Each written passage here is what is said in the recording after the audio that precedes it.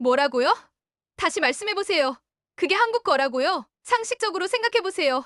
그렇게 고도로 발전된 기술이 한국에 거실 리가 없잖아요. 역사적으로 봐도 중국에서 시작된 게 분명하다고요. 여기 한명문대 강의실에서 중국인 학생이 분노를 터뜨리며 강하게 목소리를 높이고 있습니다. 과연 무슨 일이 있었던 걸까요? 한국 호랑이. 안녕하세요. 저는 호주 멜버른에 살고 있는 세라입니다. 현재 멜버른 대학교 건축과에 재학 중이며 주중에는 수업과 과제로 눈코 뜰 새 없이 바쁜 나날을 보내고 있습니다. 하지만 주말이 되면 학교 공부 외에 반드시 해야 할 일이 하나 더 있습니다. 바로 우리 가족이 운영하는 무인 빨래방을 돕는 일입니다. 이야기를 조금 더 자세히 해보자면 우리 가족은 멜버른에 정착한 이후 새로운 사업을 시작하기로 했습니다. 부모님께서는 저희 가족의 생계를 책임지기 위해 멜버른 대학교 근처에서 작은 레스토랑을 운영하셨습니다. 이곳은 맛있는 아시안 음식을 제공하는 식당으로 유학생들과 현지인들 사이에서 꽤 인기가 있었어요. 하지만 레스토랑 운영은 생각보다 훨씬 체력적으로나 정신적으로 힘든 일이었습니다. 매일 아침 일찍부터 재료를 준비하고 저녁 늦게까지 손님들을 맞이하다 보면 부모님은 지칠 대로 지친 모습으로 집에 돌아오곤 했습니다. 특히 레스토랑은 하루만 쉬어도 매출에 큰 타격이 가기 때문에 쉬는 날도 없이 일해야 하는 경우가 대부분이었죠. 그러던 어느 날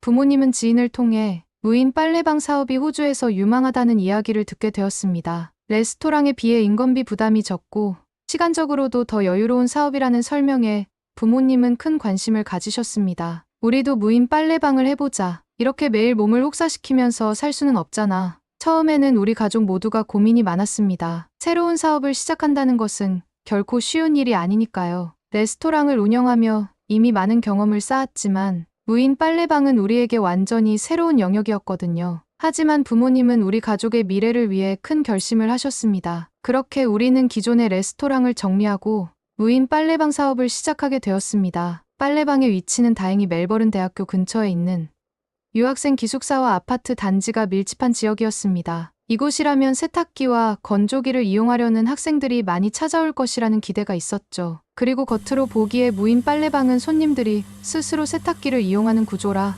상대적으로 손이 덜 가고 운영이 쉬워 보였기 때문입니다. 하지만 막상 시작해보니 현실은 완전히 달랐습니다. 무인 빨래방이라고 해서 정말로 무인으로 모든 것이 돌아가는 것은 아니었습니다. 오히려 밤낮 없이 신경 써야 할 일들이 끝도 없이 생겨났습니다. 세탁기와 건조기는 대부분 자동화되어 있지만 고장이라도 나면 바로 수리를 해야 하거나 손님들이 컴플레인을 하기 시작합니다. 처음 빨래방을 시작했을 때는 부모님 두 분이 힘을 합쳐 운영하셨습니다. 하지만 예상치 못하게 세탁기 고장이 잦았고 사용법을 몰라 헤매는 손님들도 많았습니다. 일부 손님은 세탁물이 망가졌다며 항의를 하거나 기계가 동전을 먹었다며 환불을 요구했습니다. 특히 주말이나 공휴일에는 손님이 몰리면서 문제가 더 많이 발생했고 그럴 때마다 부모님은 쉴 틈도 없이 현장을 뛰어다니며 일을 하셨습니다. 그렇게 몇 개월이 지나자 부모님 두 분 모두 체력적으로 한계에 부딪히기 시작했습니다. 하루 종일 빨래방에 머물며 문제를 해결하고 청소와 기계 점검을 하시는 모습을 보면서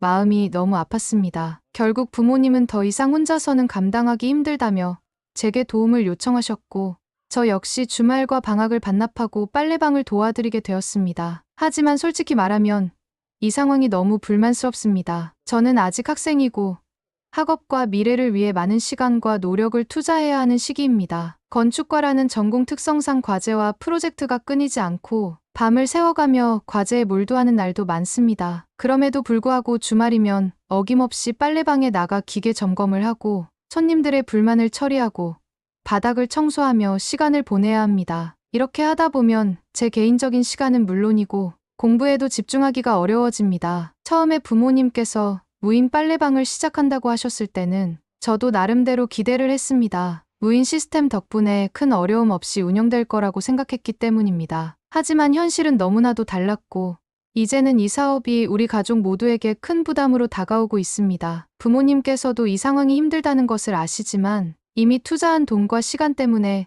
그만둘 수 없는 현실이 더 답답합니다. 저희 가족은 손님들의 끝없는 문제로 스트레스는 나날이 쌓여갔어요. 그 중에서도 우리 가게의 주된 고민거리는 바로 중국인 단골 손님들입니다. 물론 그들이 우리의 큰 매출을 책임져 주고 있는 건 사실이지만 가끔은 중국인만 없어도 일거리가 반으로 줄겠구나라는 생각이 들 정도로 문제를 일으키는 경우가 많습니다. 호주에는 속된 말로 중국인 없이 돌아가지 않는다라는 말이 있습니다. 그만큼 호주 사회에서 중국인의 존재감은 상당합니다. 학교, 거리, 상점, 카페 어디를 가도 중국어가 들리고 중국인들이 생활하는 모습이 흔히 눈에 띕니다. 특히 멜버른과 같은 대도시에서는 중국인 유학생과 거주자들이 지역 경제와 문화에 큰 영향을 미치고 있습니다. 2021년 인구 조사에 따르면 중국계 혈통을 가진 호주 거주자는 약 139만 639명으로 이는 호주 전체 인구의 약 5.5%를 차지합니다. 관광 측면에서도 중국인 방문객은 중요한 역할을 하고 있습니다. 2019년에는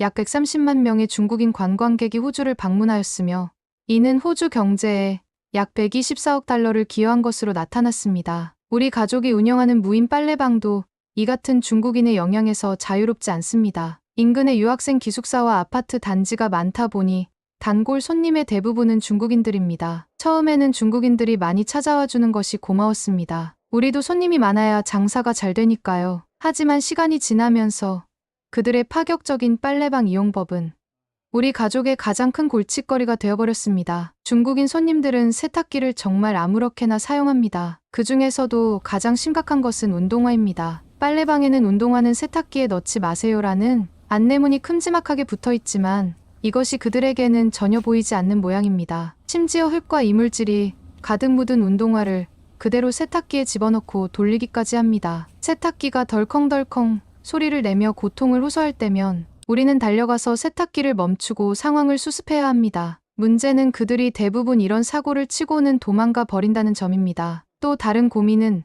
중국인 손님들이 가게를 모임의 장소로 사용한다는 점입니다. 여러 명이 몰려와 가게 안에서 음식을 먹는 일이 자주 일어납니다. 불닭볶음면, 만두, 중국식 꼬치 등 음식 냄새가 가득 차면서 다른 손님들은 불쾌함을 느끼고 가게를 나가버리곤 합니다. 특히 문제는 그들이 먹고 난 음식물을 그대로 두고 가버리는 경우가 많다는 것입니다. 테이블 위에는 기름 묻은 종이, 빈 음료수 캔, 심지어 바닥에는 국물 자국까지 남겨져 있습니다. 누군가는 빨래방에서 무슨 음식을 먹느냐고 생각할 수 있지만 그들에게는 이곳이 일종의 만남의 광장이 되어버린 것 같습니다. 하지만 이런 고민 속에서도 우리에게 작은 감동을 주는 손님들이 있습니다. 바로 한국인 손님들입니다. 한국인 손님들은 중국인 손님들과는 사뭇 다른 모습으로 우리에게 큰 힘이 되어주곤 합니다. 어느 날 CCTV를 확인하던 중 우리는 놀라운 장면을 목격했습니다. 중국인 손님들이 몰려와 버리고 간 쓰레기를 조용히 치우고 가는 한국인 손님이었습니다. 일부러 그런 모습을 보여주려 한 것도 아니었는데 마치 당연한 일처럼 음식물 쓰레기를 주워 쓰레기통에 넣고 자리를 정리하더라고요. 그날 우리 가족은 정말 깊은 감동을 받았습니다. 또 다른 날에는 나이가 많으신 어르신 한 분이 세탁기 사용법을 몰라 헤매고 계셨습니다. 그런데 한 한국인 손님이 그 모습을 보고 다가가 친절하게 기계 작동법을 설명하고 도와주었습니다. 때로는 세탁이 끝나고 빨래를 꺼내야 하는데 서툰 손님들이 어려움을 겪으면 언제나 한국인 손님들이 제가 도와드릴게요라며 선뜻 나서곤 했습니다. 이런 장면들을 볼 때마다 우리 가족은 가슴이 따뜻해지곤 했습니다. 무인 빨래방이라는 특성상 손님들에게 도움을 주고 싶어도 줄 수 없는 상황이 많지만 한국인 손님들은 서로를 배려하고 작은 일에도 손을 내밀어 도와주었으니까요. CCTV를 통해 이런 모습을 확인할 때마다 우리는 마음 깊이 감사함을 느꼈습니다. 한국인 손님들은 단순히 자신의 일을 마치고 가는 것이 아니라 주변을 돌아보며 남을 도울 줄 아는 배려의 마음을 보여주었습니다. 이런 손님들 덕분에 우리는 힘들고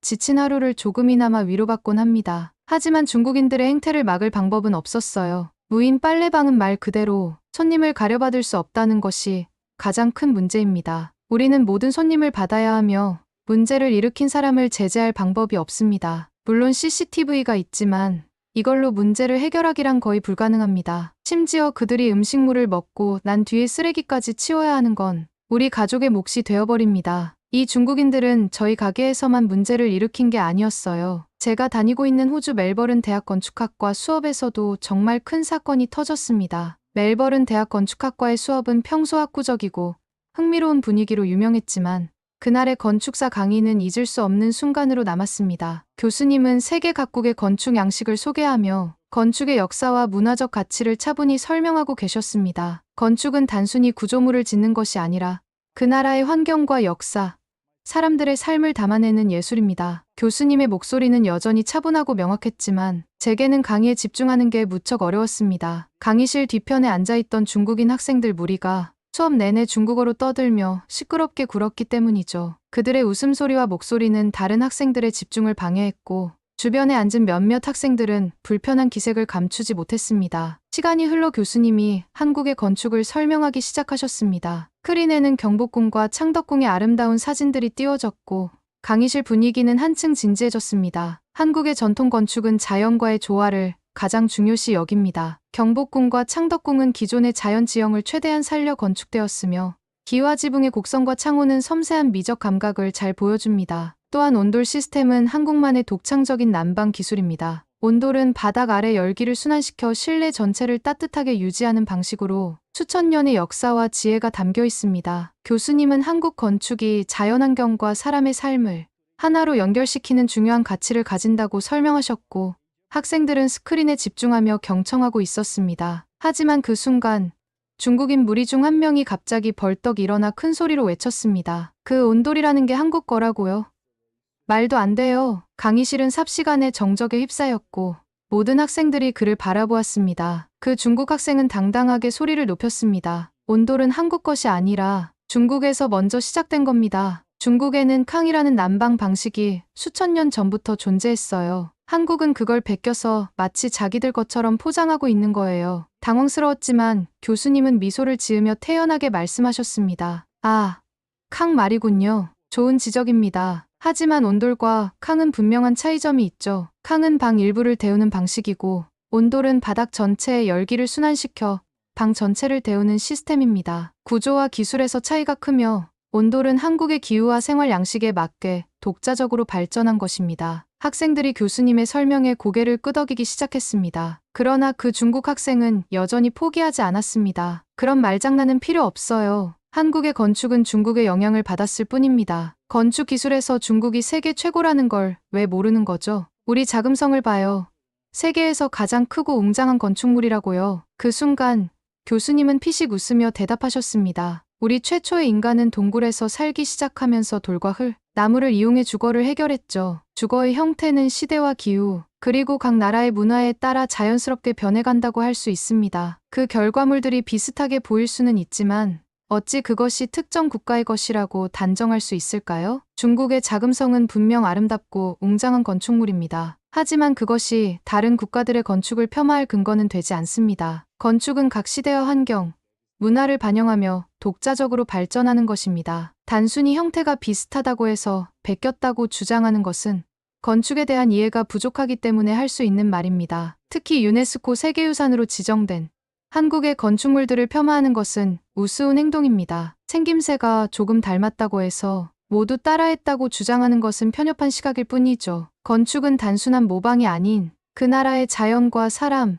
문화가 어우러진 고유한 결과물입니다. 교수의 설명을 들은 중국 학생은 씩씩대며 또다시 고성을 질렀어요. 건축학과 교수라는 사람이 중국 건축의 위대함을 모르겠다고 말하는 건가요? 우리 중국은 10층짜리 건물을 28시간 만에 지을 수 있어요. 이건 그 누구도 못 해내는 기록이라고요. 그의 발언에 교수님은 고개를 가볍게 끄덕이며 차분하게 반박하셨습니다. 학생 말대로 중국 건축물이 세계 최고라면 그 위대한 기술로 만든 건물들이 매해 무너져 내리는 건 어떻게 설명할 수 있죠? 부실공사로 아무 죄 없이 죽어나간 사람들의 삶은 어떻게 보상을 받을 수 있죠? 중국은 빠른 시간 안에 높은 건물을 세운다는 것만 자랑할 뿐 그 높은 건물들이 바람만 불어도 휘청거리고 위험성 때문에 건물을 봉쇄하는 일이 흔하다는 것은 왜 알리지 않나요? 이게 과연 세계 최고라고 할 수 있는 걸까요? 교수는 잠깐 검색하더니 중국 건물들이 무너져 내리는 영상과 자료들을 보여주셨습니다. 고가도로들이 붕괴되어 차들이 깔리고 호텔이 폭삭 내려앉고 75층 빌딩이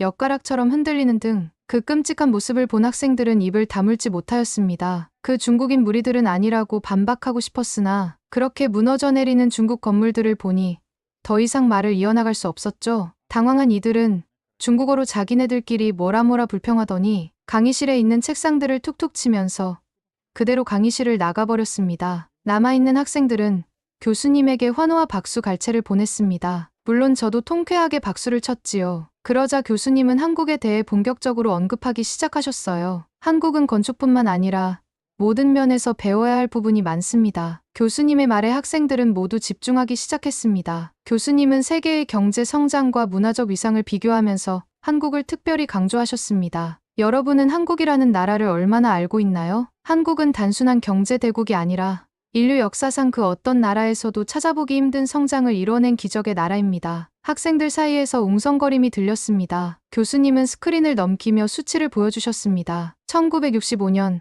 한국의 GDP는 겨우 31억 달러에 불과했습니다. 하지만 지금은 1조 8천억 달러를 넘어서 세계 12위 경제 대국으로 성장했습니다. 이처럼 빠른 경제 성장은 세계사에서 유례를 찾아보기 어렵습니다. 교수님은 말을 이어가셨습니다. 하지만 경제만 성장한 게 아닙니다. 여러분은 K-팝, K-드라마, K-푸드, K-패션 등을 들어본 적 있겠죠? 한국은 문화적으로도 전 세계에서 중요한 위치를 차지하고 있습니다. 단순히 트렌드를 따라가는 것이 아니라 한국은 새로운 트렌드를 창조하고 세계를 주도하고 있어요. 강의실의 분위기가 뜨거워졌습니다. 많은 학생들이 고개를 끄덕이며 교수님의 이야기를 흥미롭게 듣고 있었습니다. 교수님은 잠시 멈춰 학생들에게 질문을 던졌습니다. 여러분, 한국이 이렇게 성장할 수 있었던 원동력이 무엇이라고 생각하나요? 잠시 침묵이 흘렀습니다. 교수님은 다시 말을 이었습니다. 그것은 바로 한국인들의 부단한 노력과 교육열 때문입니다. 제가 한국에서 처음 학생들을 만났을 때 그들의 열정과 경쟁심에 큰 충격을 받았습니다. 대부분의 학생들이 10시간, 12시간씩 공부하는 게 일상이었죠. 그들은 단순히 남들보다 앞서기 위해서가 아니라 더 나은 미래를 꿈꾸며 자신의 한계를 극복하고자 끊임없이 노력했습니다. 저를 포함한 한국 학생들은 교수님의 말에 소름이 돋을 정도였습니다. 마치 한국의 현실을 꿰뚫어 보는 듯한 분석이었기 때문입니다. 교수님은 다시 한번 한국의 발전 과정을 강조하며 말을 이어가셨습니다. 물론 한국도 지금 많은 어려움을 겪고 있습니다. 환율 불안정, 무역 적자, 경제 침체에 대한 우려가 제기되고 있죠. 하지만 저는 한국이 이 위기를 극복할 것이라 확신합니다. 왜냐하면 한국은 과거에도 수많은 어려움을 극복하고 기적을 만들어낸 나라니까요. 화면에는 한국의 현대화 과정과 한강의 기적을 상징하는 자료들이 띄워졌습니다. 교수님은 세계 여러 나라가 한국의 성공 비결을 연구하며 한국의 교육 시스템과 경제 모델을 도입하려고 한다고 설명하셨습니다.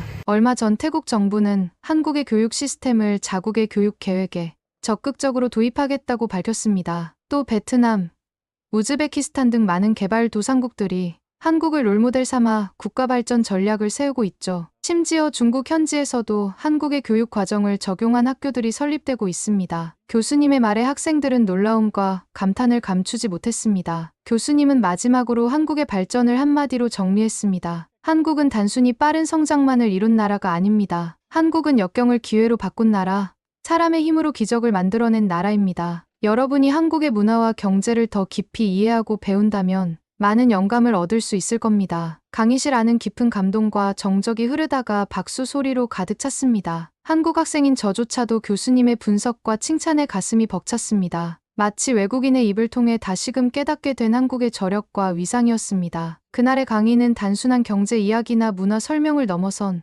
대한민국의 가능성과 기적에 대한 깊은 깨달음을 준 시간이었습니다. 교수님의 마지막 말이 여전히 제 마음에 남아 있습니다. 그날 수업을 마치고 집에 돌아왔을 때 저는 깜짝 놀랐습니다. 부모님이 거실에서 엉엉 울고 계셨기 때문입니다. 평소 든든하고 강인하신 부모님이 눈물을 보이는 모습은 처음이었어요. 저는 급히 다가가 왜 그러시냐고 물었고 부모님은 떨리는 목소리로 충격적인 이야기를 털어놓으셨습니다. 우리 빨래방이 범죄 조직의 소굴로 의심받고 있어. 호주 경찰이 폐업을 시킬 수도 있대. 순간 머릿속이 하얘졌습니다. 어떻게 이런 일이 일어날 수 있는지 이해할 수 없었어요. 부모님은 한동안 말을 잇지 못하셨지만 저는 침착하게 진실이 무엇인지 듣고 싶었습니다. 알고 보니 최근 호주에서는 중국인들이 가짜 한국산 담배와 식료품 등을 대량으로 밀반입해 불법으로 판매하는 사건이 적발되었다고 합니다. 한국 제품은 호주에서 큰 인기를 끌고 있기 때문에 이들은 한국 브랜드를 위조해서 비싼 가격에 몰래 유통하고 있었죠. 문제는 이 범죄 조직이 주로 우리 무인 빨래방을 거래 장소로 사용했다는 사실이었습니다. 부모님은 절대 몰랐지만 경찰은 당신들도 알고 방조한 것 아니냐 여 의심을 품고 있었습니다. 그날 경찰은 우리 집까지 찾아와 질문을 쏟아내며 불법 행위에 대해 추궁했습니다. 부모님은 억울함에 눈물을 흘리셨고 저는 두 손을 꼭 쥐며 경찰에게 단호하게 말했습니다. 우린 아무것도 몰랐습니다. 우리 가족은 떳떳합니다. 확인해보세요. 경찰은 그제야 물러났지만 상황은 여전히 심각했습니다. 호주 내 한국 제품이 급증한 수요를 악용해 가짜 제품이 유통되다니 그 피해는 고스란히 우리 같은 일반 사람들에게 돌아오고 있었습니다. 저는 부모님을 안심시킨 뒤 도대체 이런 일이 왜 발생했는지 알아보기 위해 직접 기사를 검색하기 시작했습니다. 그러다 충격적인 영상을 발견하게 되었습니다. 호주의 시드니 공항에서 중국인들이 가짜 한국 여권을 들고 입국을 시도하다 적발된 사건이었습니다. 영상 속에서 3명의 남성은 분명 한국 여권을 들고 있었지만 한국어를 한마디도 하지 못해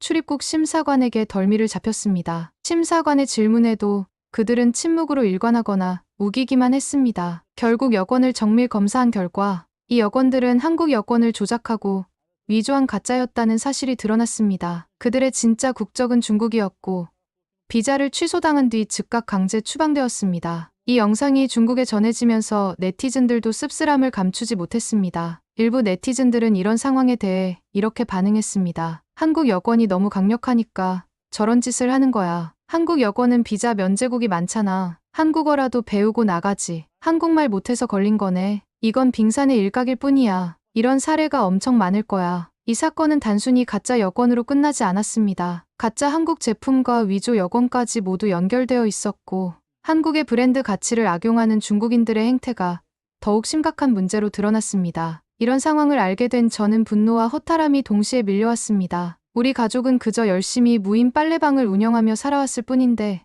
범죄 조직의 소굴이라는 누명을 쓰게 되다니요. 그리고 그 배경에는 한국의 인기를 질투하고 이를 악용하는 일부 중국인들의 행동이 있었습니다. 부모님은 여전히 불안해하셨지만 저는 굳게 말했습니다. 우리 가족은 아무 잘못이 없어요. 경찰도 곧 알게 될 거예요. 하지만 이 사건은 단순히 우리 빨래방만의 문제가 아니었습니다. 한국의 높은 위상을 이용해 가짜 한국 제품이 유통되고 심지어 한국인인 척 위장하는 사례들이 전 세계적으로 늘어나고 있었습니다. 그리고 한국이 전 세계적으로 긍정적인 주목을 받으면서 이런 일이 더 자주 발생하는 것 같았습니다. 일련의 사건들을 접하면서 저는 오히려 한국에 대한 관심이 더욱 커지기 시작했습니다. 그러던 어느 날 교수님이 언급하며 극찬한 한국의 63빌딩이라는 건축물을 접하게 되었습니다. 그 순간 63빌딩은 제 눈길을 단번에 사로잡았습니다. 세련된 디자인과 웅장한 외관이 인상적이었죠. 놀랍게도 이 건물이 1985년에 완공되었다는 사실을 알고 저는 더욱 충격을 받았습니다. 지금 봐도 현대적이고 세련된 이 건물을 그 시기에 만들었다니 한국의 건축 기술과 도전 정신이 얼마나 앞서 있었는지를 느끼게 되었습니다. 63빌딩을 계기로 한국에 대해 더 깊이 알아보던 중 저는 한국의 아픈 역사도 함께 알게 되었습니다. 한국은 분단국가이자 한국전쟁이라는 비극을 겪은 나라였습니다. 한국전쟁 직후 폐허로 변했던 땅에서 출발해 오늘날 세계적으로 인정받는 건축물과 경제 성장을 이뤄냈다는 사실은 정말 놀랍고 감동적이었습니다. 63빌딩은 단순한 건축물이 아니었습니다. 그것은 한국의 기술력, 도전 정신, 그리고 전쟁의 상처를 딛고 일어난 기적 같은 역사를 상징하는 건축물이라는 생각이 들었습니다. 63빌딩은 서울 여의도에 위치한 초고층 건축물로 높이는 249m에 달하며 지상 63층으로 이루어졌습니다. 이 건물은 완공 당시 아시아에서 가장 높은 건물 중 하나였으며 한국의 건축 기술력과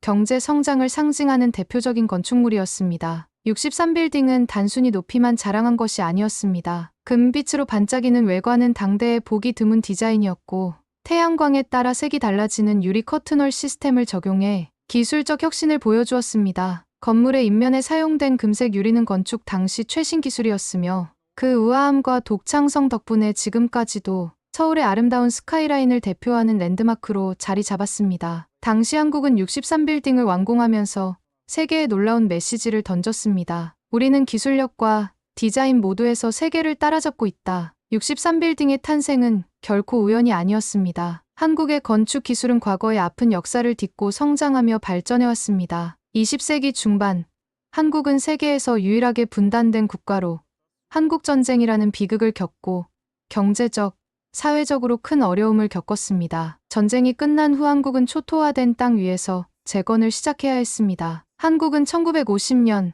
한국전쟁이라는 비극을 겪었어요. 북한의 기습 남침으로 시작된 이 전쟁은 3년 동안 이어졌고 수많은 사람들이 목숨을 잃었으며 국토는 완전히 폐허가 되었다고 합니다. 전쟁 직후 한국의 경제 상황은 절망적이었죠. 국민 소득은 1인당 약 67달러에 불과했고 세계에서 가장 가난한 나라 중 하나였다고 하니 정말 믿기지 않았어요. 하지만 한국 사람들은 포기하지 않았습니다. 전쟁이 끝난 뒤 국제사회의 도움을 받으며 재건을 시작했고 그때부터 다시 일어서자라는 의지가 한국 사회 전체에 자리 잡기 시작했습니다. 1960년대 한국은 여전히 가난과 싸우고 있었습니다. 도시와 농촌의 격차는 심했고 많은 사람들이 극심한 빈곤 속에 살고 있었죠. 이 시기를 바꾼 건 새마을운동이었습니다. 1970년대 박정희 대통령의 주도하에 시작된 새마을운동은 잘 살아보자라는 목표 아래 농촌부터 변화시키기 시작했어요. 마을 도로를 정비하고 집을 고치며 마을 환경을 개선하는 공동체 운동이었죠.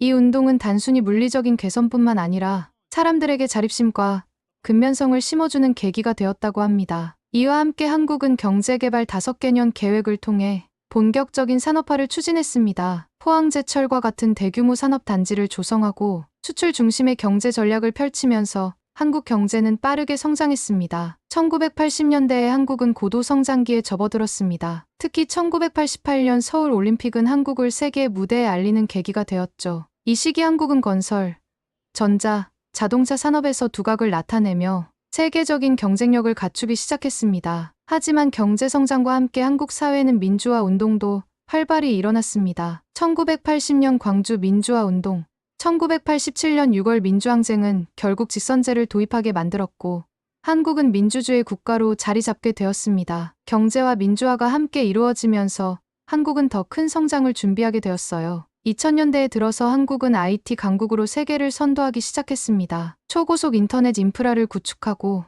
반도체와 스마트폰 같은 첨단 기술 산업에서 삼성, LG와 같은 한국 기업들이 세계 시장을 이끌었죠. 더 놀라운 것은 한국의 문화적 성장이었습니다. K-팝, K-드라마, 영화, 패션 등 한류라는 새로운 문화 흐름이 세계 곳곳에서 큰 인기를 끌기 시작했습니다. BTS와 블랙핑크 같은 K-팝 그룹은 글로벌 스타로 자리 잡았고 영화 기생충과 넷플릭스 드라마 오징어 게임은 한국 콘텐츠의 수준을 전 세계에 보여주었습니다. 한국의 한식과 패션 또한 K컬처라는 이름으로 글로벌 트렌드를 이끌고 있습니다. 기술과 문화, 두 분야에서 한국은 놀라운 성과를 이뤄내며 세계적인 강국으로 자리 잡았습니다. 이 모든 발전은 결코 쉽지 않았습니다. 한국은 여전히 분단 국가입니다. 북한과의 대치 상황 속에서도 한국은 전쟁의 아픔을 극복하고 산업화와 민주화를 동시에 이루며 경제 성장과 문화를 꽃피웠습니다. 한국의 경제 규모는 이제 세계 10위권에 이르렀고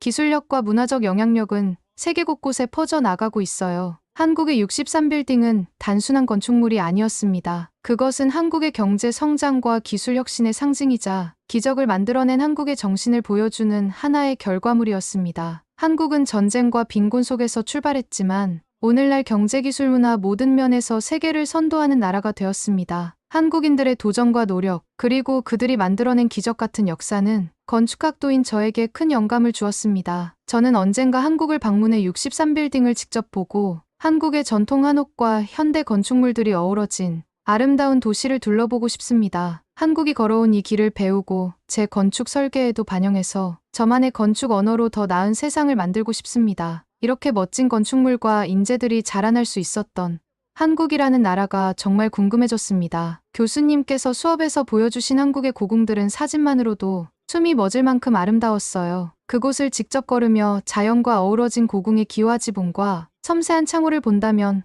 얼마나 설렐까요? 오늘부터 저는 한국으로 떠날 날을 손꼽아 기다리려고 합니다. 여러분, 혹시 한국에 가면 꼭 가봐야 할 장소나 먹어봐야 할 음식이 있다면 꼭 추천해주세요. 기록해 두었다가 한국에 가게 되면 하나씩 경험해 보겠습니다. 지금까지 제 이야기를 들어주셔서 감사합니다. 언젠가 한국에서의 경험을 나눌 수 있는 날이 오기를 기대하며 이만 마칠게요. 이상, 여기까지 호주의 대학생 세라의 이야기였습니다. 재미있게 들으셨나요? 다음에도 더 재미있고 감동적인 이야기를 원하신다면 좋아요와 댓글 부탁드립니다. 여러분의 응원 하나가 저에게는 큰 힘이 된답니다. 한국 호랑이